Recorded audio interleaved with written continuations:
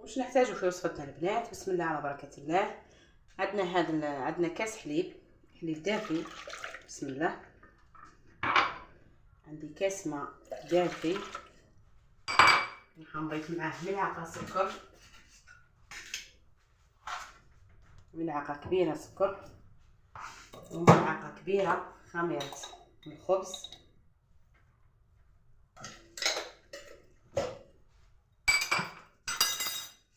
بسم الله. راح نضيف 2 كؤوس فرينه. بسم الله.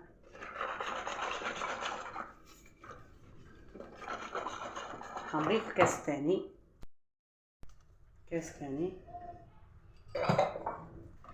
نخلط مليح. هاد الخليط اللي درناه لازم نخليوه يخمر، يعني على الاقل 10 دقائق. خلي الخميره تاعي تفاعل شويه ونرجع معاك. هنا البنات بعد ما يعني شوفوا كما تلاحظوا طلع معايا الخليط هذا او خمر، راح نبدا نضيف باقي المكونات. هنا عندي 2 صفار بيضاء. بعد ما ضفت 2 صفار بيض راح نضيف هنا ربع كاس زيت،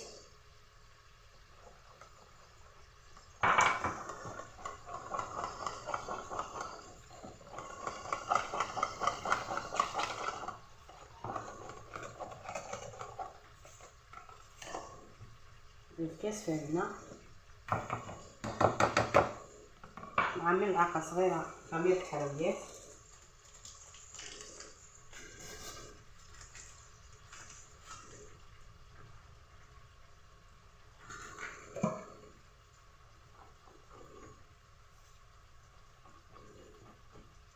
نبقى نضيف الفرينه البنات حتى نحصلوا العجينه يعني متماسكه، ما هي يابسه ما هي طريه.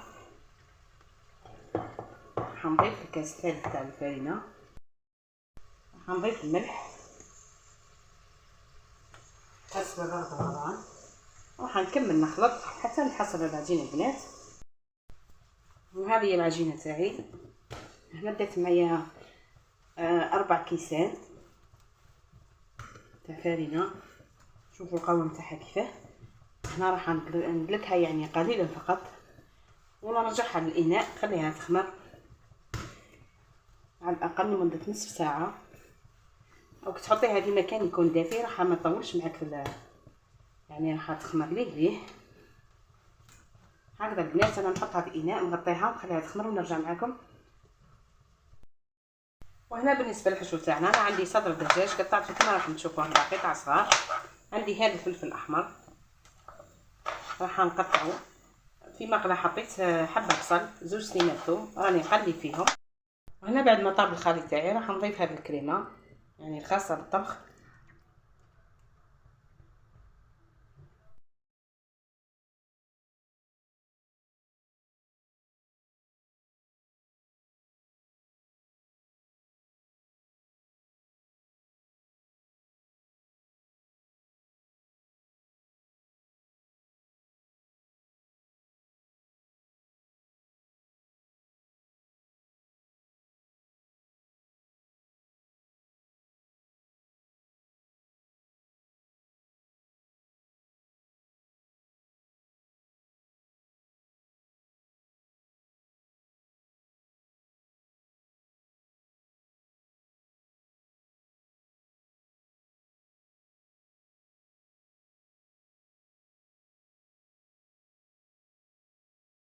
هكذا راح نزيد نخدم معاكم حبه.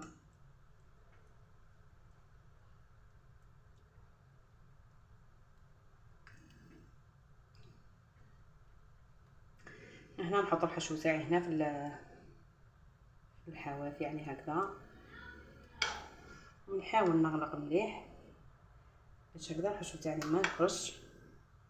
انا نكمل البنات كامل بالطريقه هذه ونرجع معكم. وهنا البنات بعد ما كملت شكلت الحبات تاوعي، هنا راح ندهنهم صفار بيضاء خففته في قليل من الحليب او ماء يعني اختياري. راح نكمل ندهنهم كامل. انا الفرن تاعي راني شالته على 180 درجه، نطيبهم ونرجع معكم. وهذا هو السفلي تاعنا البنات بعد ما طيبناه. هذه هي النتيجه. انا قطعت لي البنات واحد 12 حبه، يعني كما راكم تلاحظوا الحجم متوسط يعني لاباس به. كانت هذه وصفتي معكم نهار اليوم، نتمنى ان شاء الله تكون نالت اعجابكم، والى اللقاء في وصفه قادمه.